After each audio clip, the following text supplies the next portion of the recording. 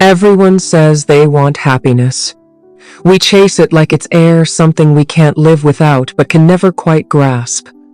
Yet if I were to stop you right now and ask, what does happiness actually mean to you? Most people would pause. They might fumble for words, maybe describe moments, but very few can truly define it. And here's the harder truth. Even fewer live it. We're taught to look for happiness in milestones, money, fame, recognition, success. We build lives like ladders, thinking that if we just climb high enough, we'll reach the top and finally arrive. But happiness isn't waiting up there like a prize. At least, not in the way we imagine. Think about it. In school, we were taught math, science, history. We learned how to measure, how to calculate, how to analyze. But did anyone sit us down and teach us how to find joy? How to carry peace inside our chest? How to notice the warmth of sunlight on a cold morning and let that be enough? Probably not. Happiness, the kind that lasts, the kind that doesn't vanish when circumstances shift, is rarely spoken about in families. It's often misunderstood until it's too late, until people are looking back at their lives with a quiet whisper of regret. But here's the good news. You don't have to wait until the end of life to discover the truth. You don't have to wait for tragedy or loss or the ticking clock to teach you. You can choose to open your eyes now. You can decide today to walk differently. Over the next 2 hours, we're going to explore 10 truths about happiness.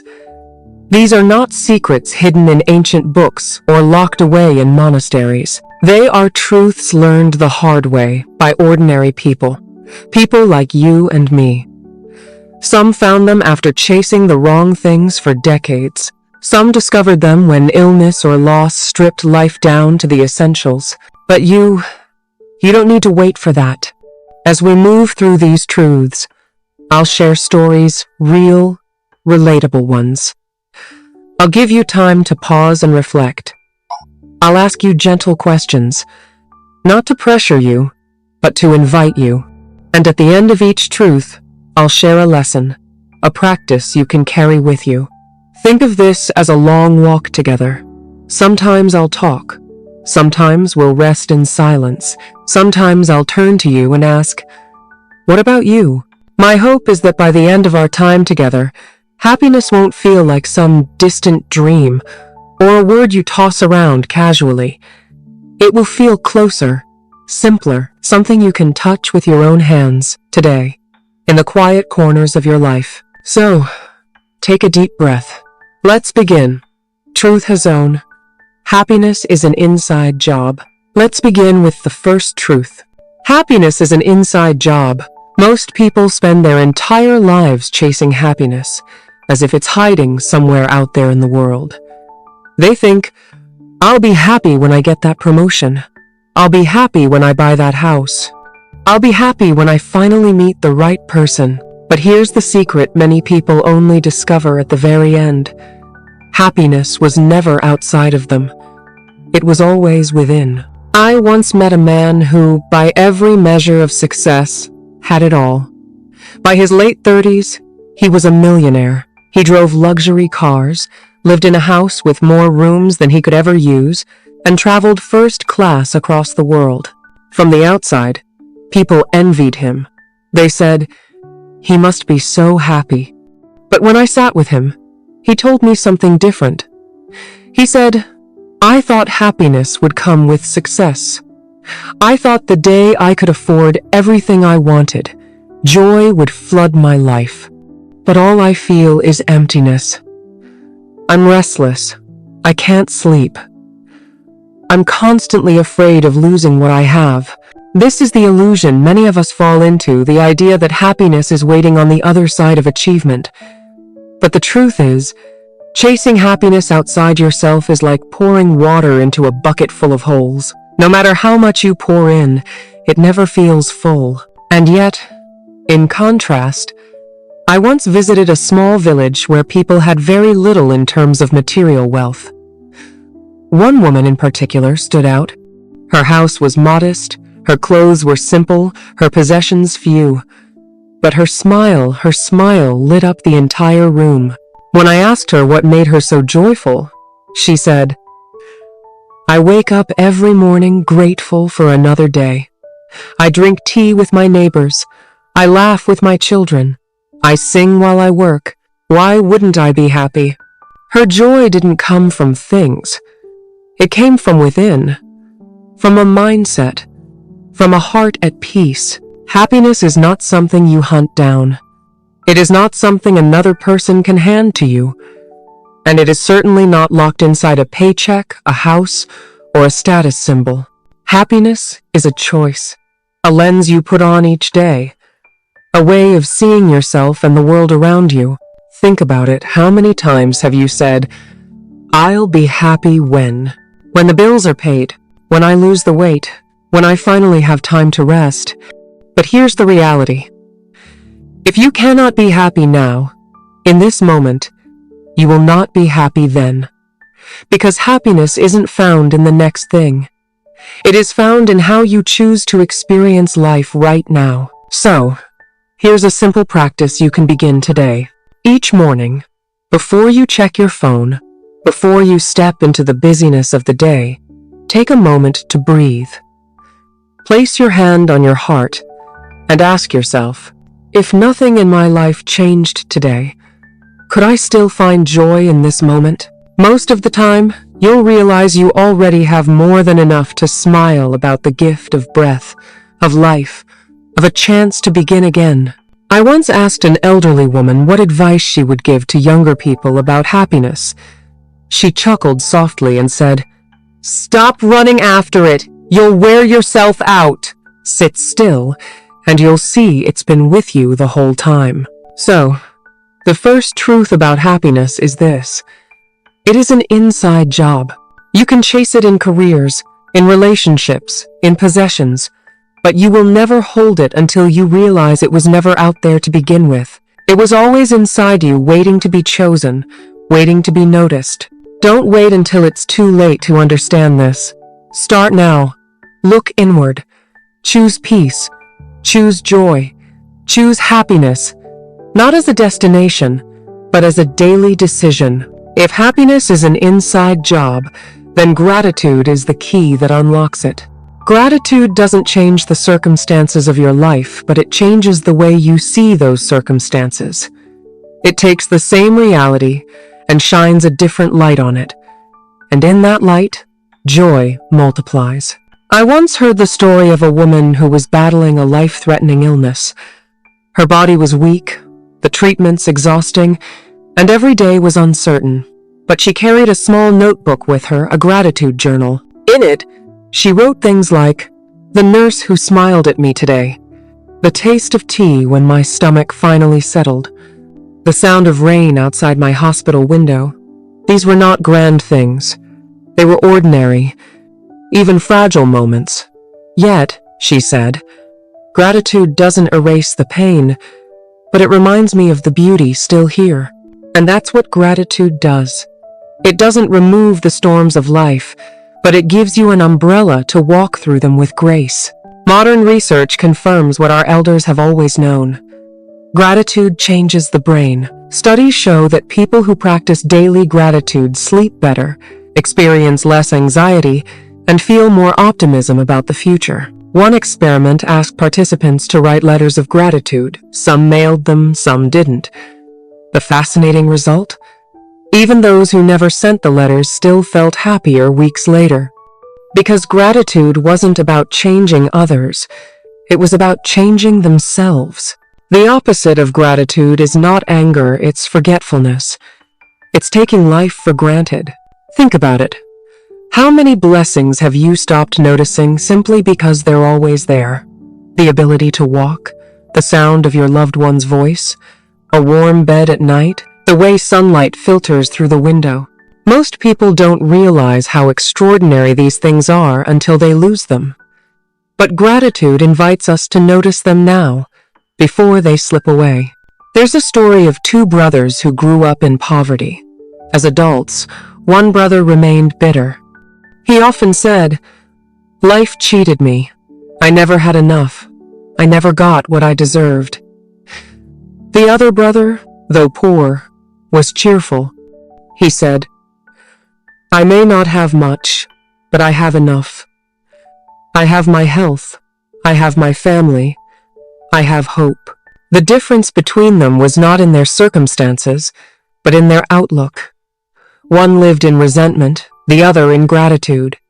And the one with gratitude carried joy wherever he went. So how do we cultivate gratitude in a practical way? 1. Gratitude journaling.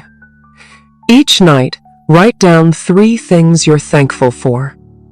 They don't have to be big often. The smaller, the better. Over time, this rewires your brain to look for blessings instead of problems. 2. Gratitude walks. As you walk, name the things you see that you're grateful for. The trees, the air, the ability to move your body. 3. Gratitude letters. Write to someone who has impacted your life. Even if you never send it, the act of writing fills your heart. Take a moment, right now. Close your eyes if you can. Think of 3 things you are grateful for in this very moment. They don't have to be dramatic. A friend, a memory, even the simple gift of listening to this message. Notice how your heart softens. Notice how your breathing slows. That is the quiet power of gratitude. So here is the second truth. Gratitude multiplies joy. Happiness doesn't always come from gaining more. Often, it comes from noticing more. From seeing the blessings that were always there. From turning your focus from what's missing to what's present. Don't wait until life takes something away to appreciate it. Begin now. Give thanks, not just on special days, but every day. Because when you count your blessings, you discover they were countless all along. Truth #3. Self-acceptance beats self-improvement. We live in a world obsessed with improvement. Everywhere you look, someone is telling you how to be better, faster, thinner, richer, smarter. There are endless books, podcasts, courses, and coaches promising transformation. And don't get me wrong, growth is valuable. Learning new skills, taking care of your health, striving for excellence, these can be good things. But here's the trap. If you believe you must fix yourself before you can be happy, you will never be happy. Because no matter how much you change, the finish line will keep moving. I once knew a man who was brilliant, hardworking, and admired by many. But he confessed to me, "I've spent my whole life running. First, I thought happiness would come when I graduated. Then when I got the job. Then when I bought the house. Then when I became a manager. But every time I achieved something, I only felt relief, never joy. I always moved the goalpost. I never felt enough." He was trapped in the endless race of self-improvement, and happiness was always one step ahead, just out of reach. Contrast that with an elderly woman I once interviewed. She said, "I spent decades hating my reflection. I thought if I could just lose 10 pounds, then I'd finally like myself. But now, at 80, I look back and laugh. I wish I had loved my 30-year-old body while I still had it. I wasted years of happiness waiting to feel perfect. Now I realize the joy I was waiting for was always available. If only I had accepted myself sooner." Her words struck me deeply. How many of us are doing the same, postponing happiness until we fix ourselves? The difference between the two is subtle but powerful. Self-improvement says, "I'll love myself after I change." Self-acceptance says, "I love myself while I change." Improvement built on shame never satisfies, but growth rooted in acceptance blossoms into real joy. Take a moment and think. What part of yourself have you been withholding love from? Is it your appearance, your past mistakes, your career? What would it look like to accept yourself? Right here, right now, not as a finished project, but as a worthy, imperfect human being. There's a story about a painter who spent years trying to perfect his art. He'd throw away painting after painting, always finding flaws. One day, a visitor asked, "Why do you destroy them? They're beautiful." The painter said, "Because they're not perfect." The visitor replied, "Maybe the beauty isn't in their perfection, but in their humanity, in the way the brushstrokes carry your hand, your heart, your story. That's what self-acceptance is. It's seeing the beauty in the imperfect strokes of your own life." Here are ways you can begin shifting from constant self-improvement to deeper self-acceptance. 1. Mirror work. Stand in front of the mirror and say out loud, "I accept you. I love you." At first it feels awkward, but over time, it rewrites your inner voice. 2. Celebrate small wins. Instead of waiting until you've achieved the big goal, honor the tiny steps you've already taken. Happiness grows in acknowledgement. 3. Redefine success. Instead of asking, "Did I become better today?" ask, "Did I live in alignment with my values today?" Close your eyes. Take a breath. Place your hand over your heart and whisper to yourself, "I am enough, right now, as I am." Notice how it feels. For many, it feels uncomfortable at first, but with practice, it becomes a source of deep peace. So here is the third truth. Self-acceptance beats self-improvement. You don't have to wait until you're thinner, richer, or more successful to be happy. You can choose happiness now by embracing yourself as you are. And here's the irony. When you accept yourself, growth actually becomes easier. Because you are no longer running from shame, but walking with love. Don't wait until your reflection has changed. Smile at yourself today. You are already worthy of joy. Truth #4. Happiness is found in the present, not the future. One of the greatest traps people fall into is postponing happiness. We say things like, "I'll be happy when I graduate. I'll be happy when I get married. I'll be happy when I buy a house, or when I retire, or when life finally calms down." But here's the truth. The future never arrives the way we imagine it. The only time we ever truly live is the present. If you don't learn how to find happiness now, you'll miss it later too. I once heard about a man who worked tirelessly his entire life. He said to his family, "One day, when I retire, I'll travel with you. We'll see the world together." But when retirement finally came, so did illness. His body was too weak, and the trips never happened.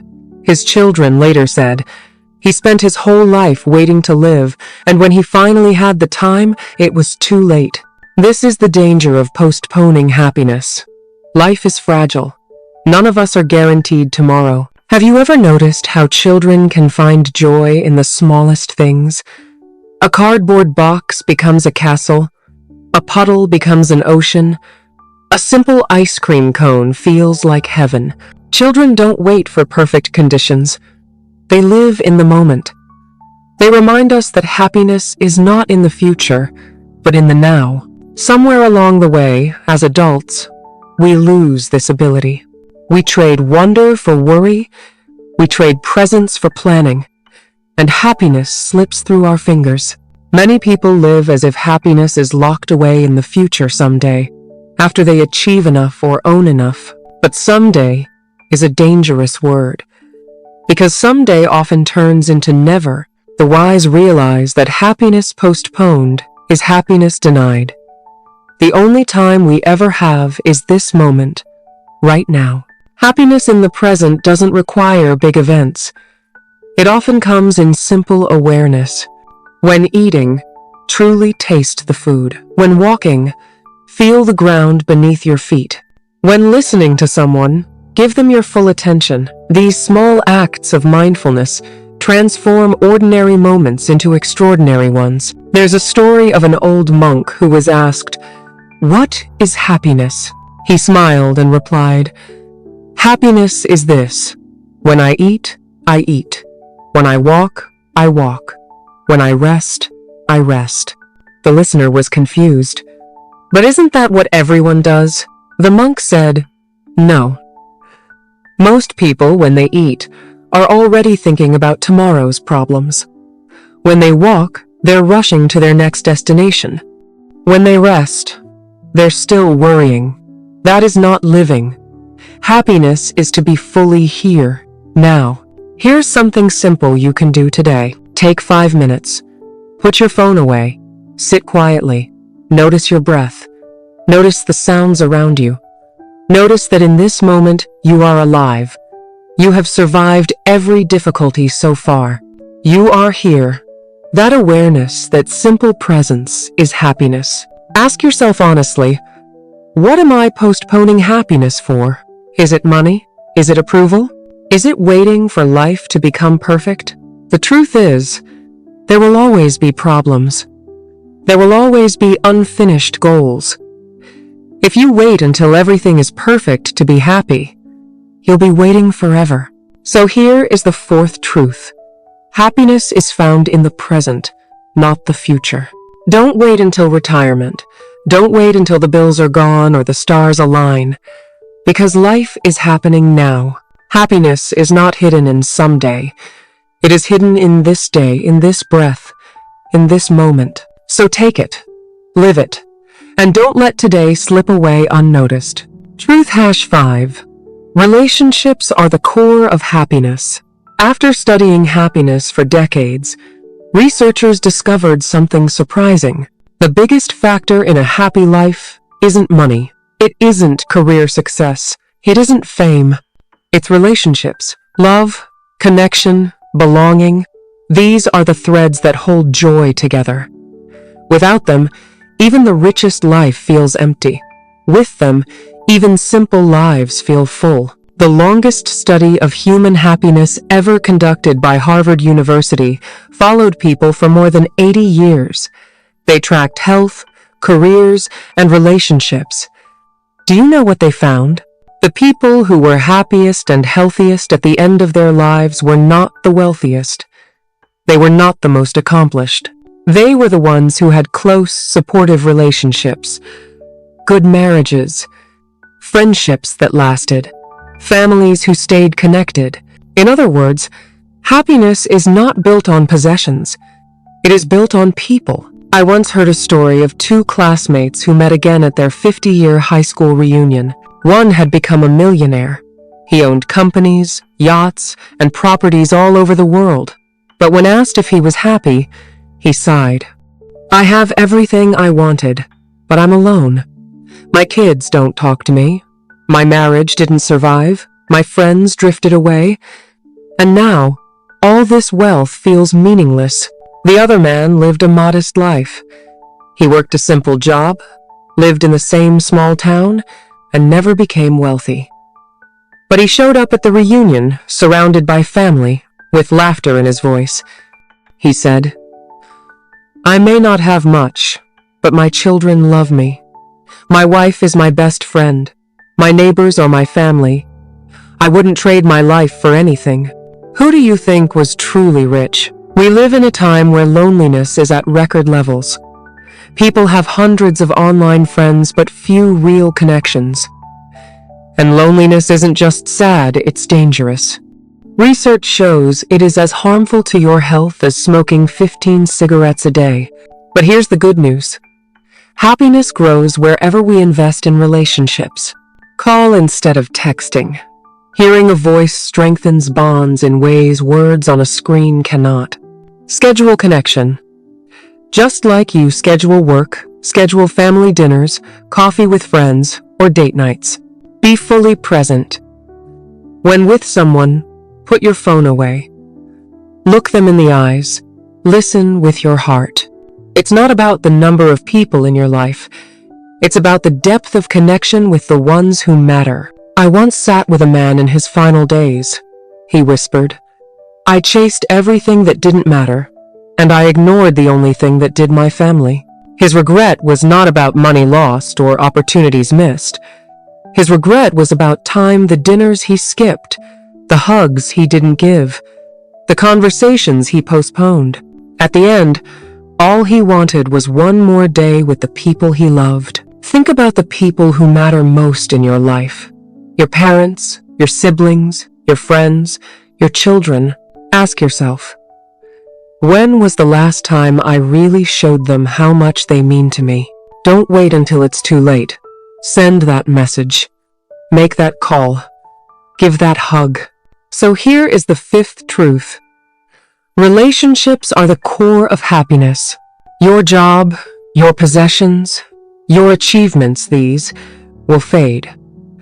But the love you give and the love you receive will outlast everything. Happiness isn't built alone. It is built together. So invest in your people. Because in the end, when all else falls away, it is the hands of loved ones we want to hold, and the memories of love we want to keep. Truth #6.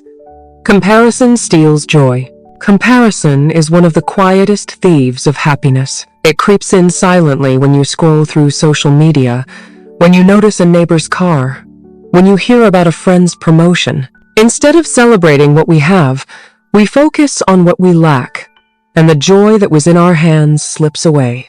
We live in a world where comparison is constant. With one swipe, you see curated lives, the vacations, the celebrations, the perfect bodies, the smiling families.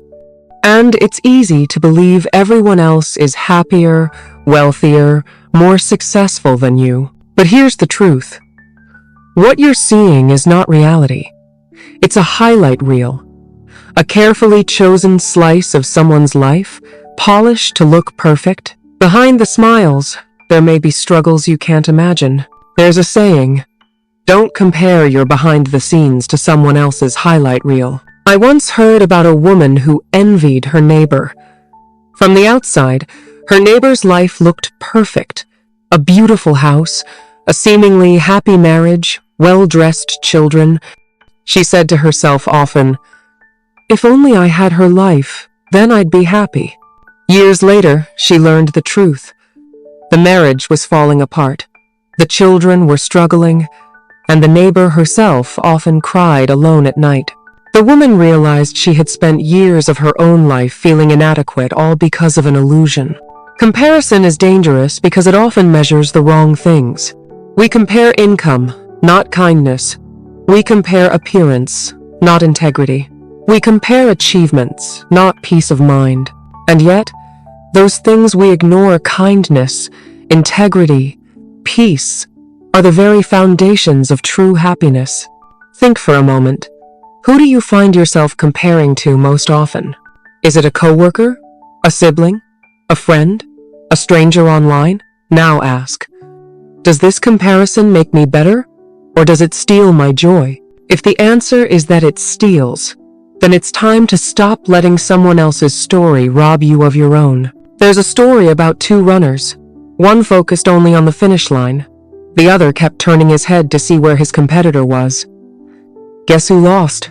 The second runner wasted his energy comparing, instead of running his own race. That's what comparison does to us. It distracts us, drains us, and makes us lose sight of our own journey. So how can we guard our happiness from the thief of comparison? 1. Limit triggers. If certain accounts online make you feel inadequate, unfollow them. Protect your peace. 2. Count your wins each night. Write down one thing you did well that day. Big or small, it's yours. 3. Practice gratitude. Shift focus back to your own blessings.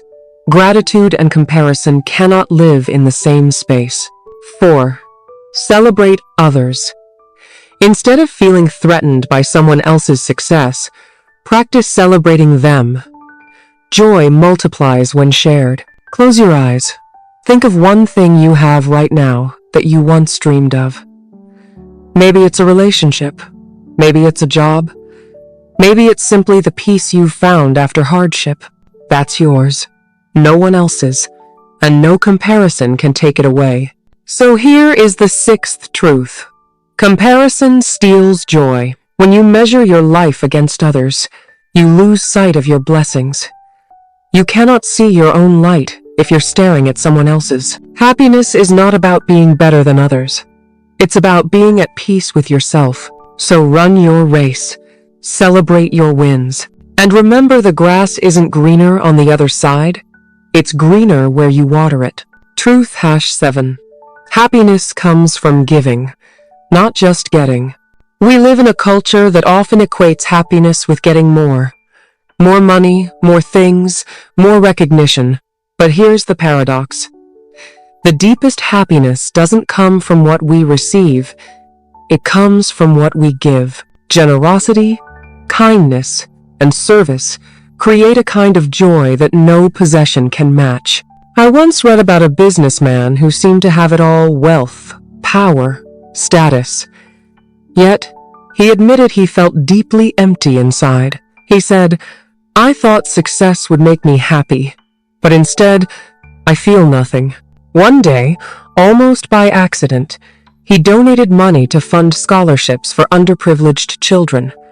Weeks later, he visited the school and met some of the students whose lives were changed because of his gift. They looked at him with gratitude and hope. He said, "For the first time, my money brought me joy. Not when I spent it on myself, but when I gave it away." Modern psychology backs this up.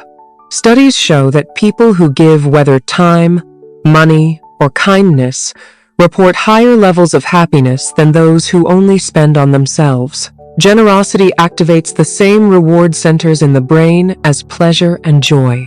It's as if we are wired to be happiest when we are helping others. Giving doesn't have to be grand to bring happiness. Holding the door open for someone, paying for a stranger's coffee, complimenting a coworker, smiling at the cashier. These small acts ripple outward, often touching lives in ways we'll never fully know.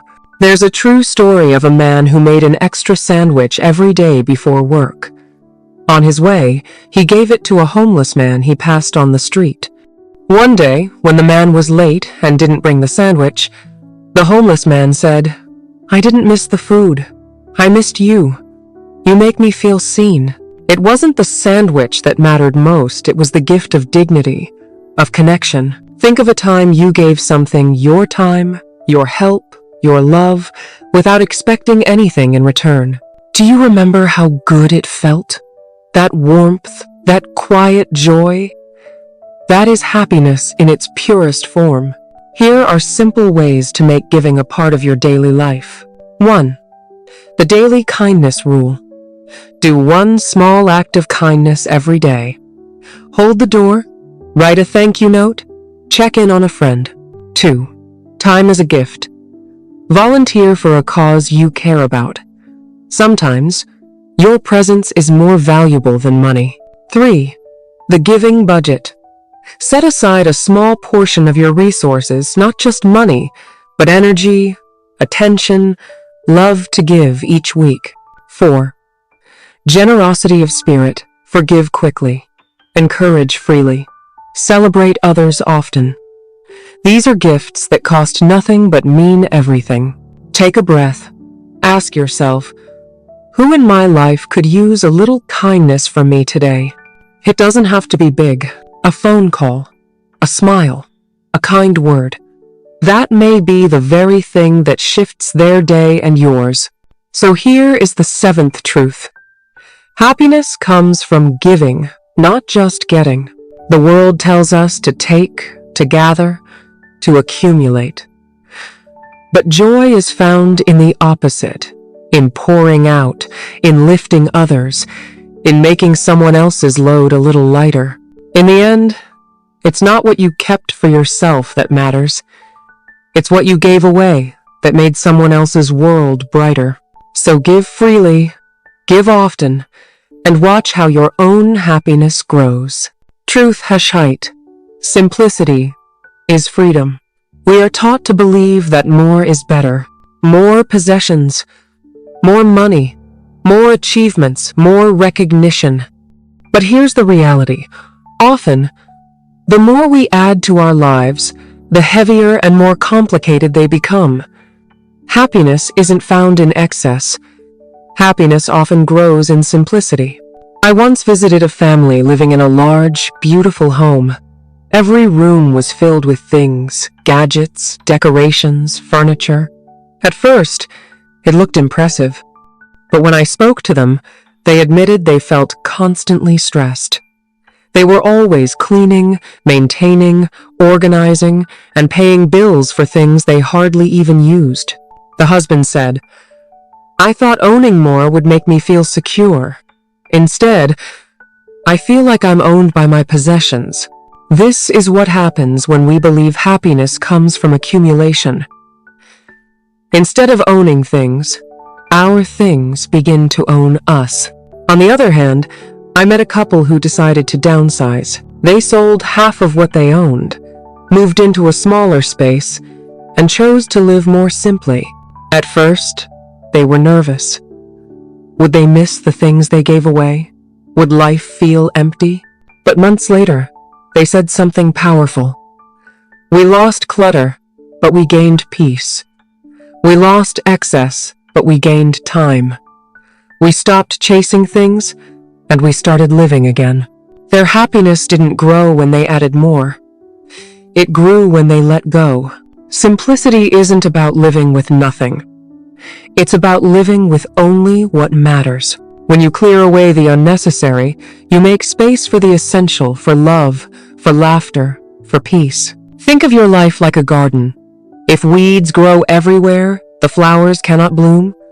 Simplicity is pulling out the weeds so your joy has room to grow. Simplicity isn't just about possessions. It's also about clearing the clutter in your mind and heart. Too many commitments can suffocate joy. Holding on to grudges can weigh you down. Saying yes to everything leaves no room for what truly matters. Happiness grows when we learn to say no, not out of selfishness, but out of wisdom. Take a moment and think, what in your life feels heavy right now? Is it a closet full of things you don't wear? A calendar full of obligations you don't enjoy? A heart full of resentment you haven't released? Ask yourself, do I own this, or does it own me? 1. Declutter one area. Start small. A drawer, a shelf, your desk. Notice how light you feel afterward. 2. Simplify your schedule. Choose commitments that align with your values. Let go of the rest. 3. Digital detox. Reduce noise by limiting time on devices. Even one screen-free hour a day creates peace. 4. Emotional release. Write down the grudges or worries you're carrying. Then, let them go. There's a story of a monk who was invited to dinner. His host offered him tea and kept pouring, even when the cup was full. The tea spilled everywhere. The monk smiled and said, "Your cup is like your life, too full to receive anything new. Empty it, and you will have space for joy." Take a breath. Imagine your life as a room. What in that room no longer serves you? What could you remove to make space for peace? Even the thought of letting go can bring relief. That's the whisper of simplicity calling you home. So here is the 8th truth. Simplicity is freedom. The world will tell you that happiness is found in more, but wisdom whispers that happiness is found in less clutter, less noise, less distraction. Simplicity doesn't take away from life. It gives life back to you. So lighten your load. Release what no longer serves you and discover the freedom of living simply. Truth #9. Forgiveness unlocks peace.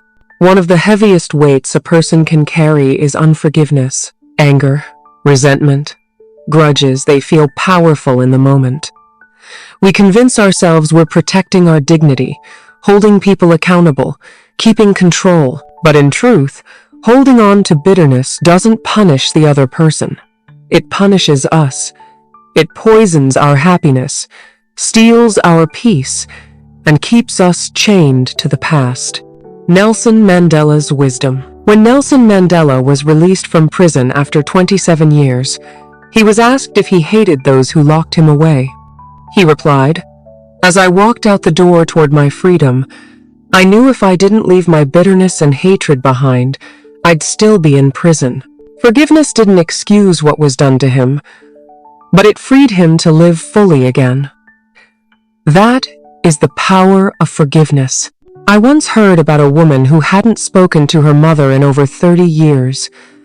Their relationship had been full of pain and misunderstandings. The daughter carried deep resentment, believing her anger protected her. But as she grew older, she realized the anger wasn't protecting her, it was consuming her. She finally decided to forgive, not because her mother deserved it, but because she deserved peace. When they reconciled, she said, "I didn't set my mother free. I set myself free." Forgiveness is not about forgetting the pain. It's not about saying the wrong was okay. Forgiveness is simply choosing to stop drinking the poison of resentment. It feels hard because we confuse forgiveness with reconciliation. But the two are different. Forgiveness is something you can do in your heart even if the relationship never restores. Research shows that people who hold grudges experience more stress, higher blood pressure, and even shorter lifespans. Think about it. Anger keeps your body tense, your heart guarded, your spirit restless. You replay the hurt over and over, reliving the pain long after the event is gone. Meanwhile, the other person may have moved on. You're the one still bleeding from the wound. Who are you still carrying in your heart with bitterness? A parent? A friend? An ex-partner? Maybe even yourself? Ask. Has my anger healed me, or has it kept me stuck? 1. The forgiveness letter. Write out everything you feel. The pain, the anger, the disappointment. Then end with words of release. I choose to let this go. You don't need to send it. The act itself brings healing. 2. Release ritual. Burn the letter, release it into water, or bury it in the ground. A symbolic act can help your heart let go. 3. Forgive yourself. Sometimes the hardest person to forgive is ourselves. Remember, you are human, learning, growing. Offer the same grace to yourself that you'd offer to someone you love. There's a story of a man walking with a heavy rock on his back. He was exhausted, stumbling, angry at the weight. Someone asked, "Why don't you put it down?" He replied, "Because someone gave it to me, and I want them to see how much I suffer." But carrying the rock didn't punish the giver, it only broke the carrier. That's what unforgiveness does. We carry rocks that were never meant to be carried for a lifetime. Take a deep breath. Picture the person you need to forgive. See them in your mind. Now whisper quietly, "I release you. I choose peace over pain. I forgive, not because you deserve it, but because I deserve freedom." Feel the weight begin to lift. That's the power of forgiveness. So here's the 9th truth. Forgiveness unlocks peace. Bitterness will steal your happiness, one day at a time. Forgiveness doesn't erase the past, but it sets you free to live in the present. Don't wait until the end of life to lay down the heavy stones of resentment. Put them down now. Walk lighter, live freer. Choose peace over poison. Because happiness cannot coexist with bitterness, and peace cannot bloom in a heart that refuses to forgive. Truth has on a zero. Happiness is built daily, not achieved once. Many people treat happiness like a finish line. They think, one day, when everything finally falls into place, I'll arrive. I'll be happy forever. But happiness doesn't work that way. It's not a single event. It's not something you achieve once and keep forever. Happiness is built, moment by moment, choice by choice. It is a practice. I once heard of a man who said he was waiting for happiness his whole life. Waiting for the perfect job, the perfect house, the perfect retirement. But on his deathbed, he whispered, "I kept waiting for happiness. And I never realized it was in my morning coffee, in the laughter of my children, in the smell of the rain. I thought it was far away, but it was here all along." How many of us are doing the same, waiting for life to hand us happiness, while it's already sitting quietly in the small things. An elderly grandmother once said, "Happiness isn't one big thing. It's 100 little things done daily. A smile, a walk, a kind word, a prayer. That's all." Her life was not glamorous. She didn't have wealth or fame, but she radiated peace because she understood that happiness is built like a house brick by brick, moment by moment. We miss happiness because we're chasing milestones. We think it's in the wedding, not the marriage. In the diploma, not the learning. In the paycheck, not the purpose. But the truth is, milestones fade. The wedding ends, the diploma gathers dust, the paycheck is spent. What lasts are the daily choices to notice joy. Think of happiness like a garden. You can't plant it once and expect it to flourish forever. You water it daily. You pull out weeds. You nurture it with care. If you stop tending to it, it withers. But if you return to it daily, even small acts keep it alive and growing. So how do we build happiness daily? 1. Start small. Each morning, choose one thing that will bring you joy. A walk, a song, a conversation. Do it intentionally. 2. Create anchors. Build rituals of happiness. Morning coffee in silence. Gratitude before bed. A weekly call with a loved one. 3. Celebrate ordinary moments.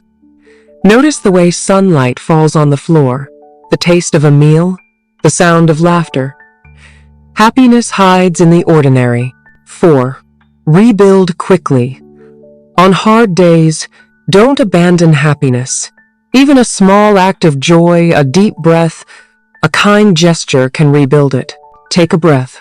Ask yourself, what small act could I do today to build happiness? It could be as simple as calling a friend, stepping outside for fresh air, or choosing gratitude in the middle of a stressful moment. That is happiness being built one brick, one choice, one breath at a time. So here is the 10th truth.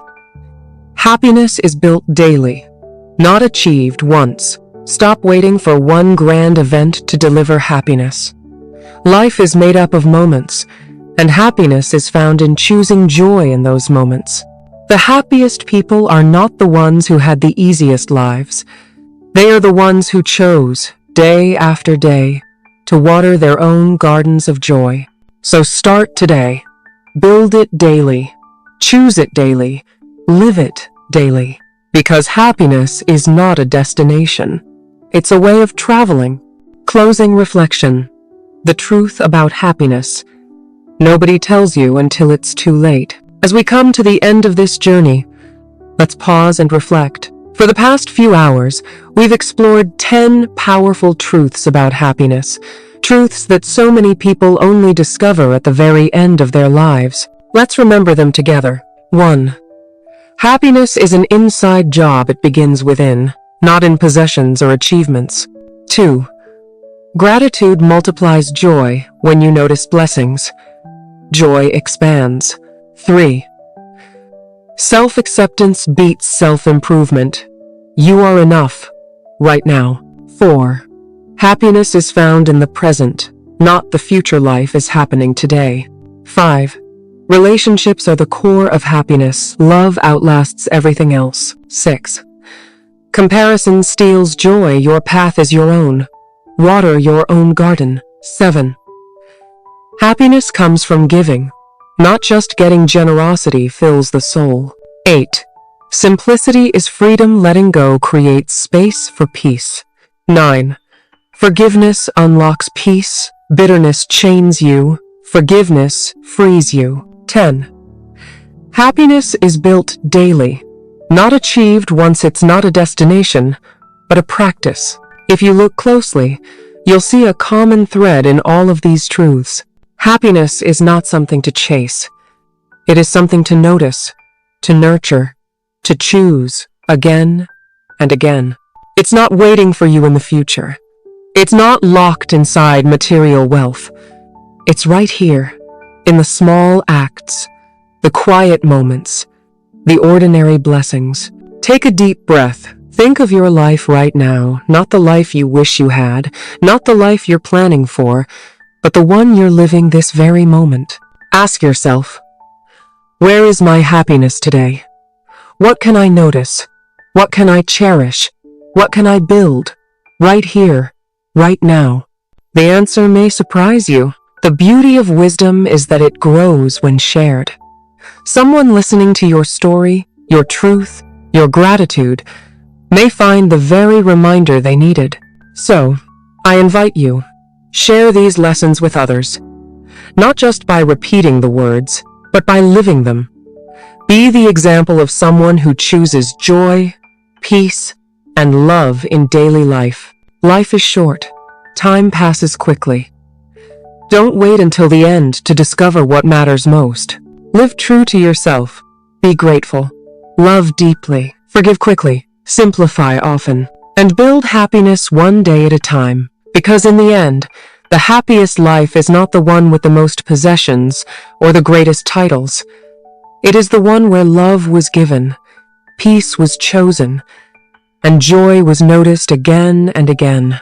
This is Aging with Wisdom. Thank you for sharing this time with me. May you walk lighter, love deeper, and live happier, starting now.